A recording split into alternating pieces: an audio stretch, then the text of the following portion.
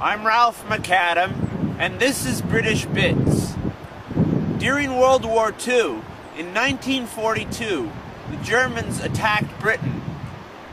They didn't ever get inland with their tanks, but they did make several landfalls in coastal cities along the United Kingdom's coastline. This town that you see behind me is one of those cities. It's called St. Mary's by the Bay.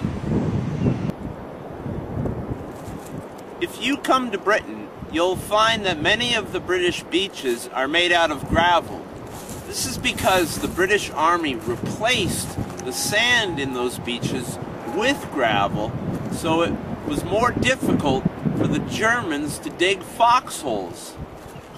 Whereas it's easy to dig a foxhole in sand, it's much more difficult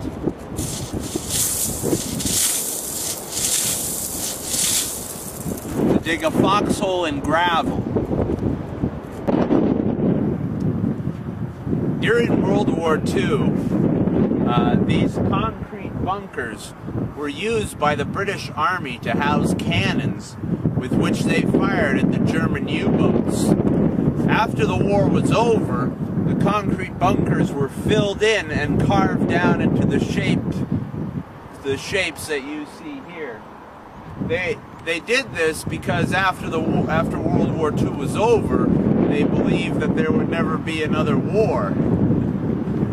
Boy, were they wrong.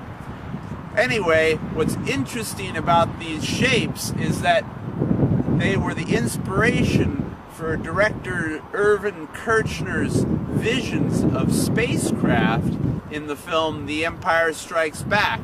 And these particular shapes inspired what were called the snow speeders. Fortunately for Britain, the Germans were stopped from advancing further into Britain in a key battle fought here in this tower town by the American Army around this structure called the Tower of Arnhem. So it is today that you can go to the British coast and enjoy something quintessentially British, such as a thermos full of tea, instead of enjoying something German. This has been Ralph McAdam with British Bits.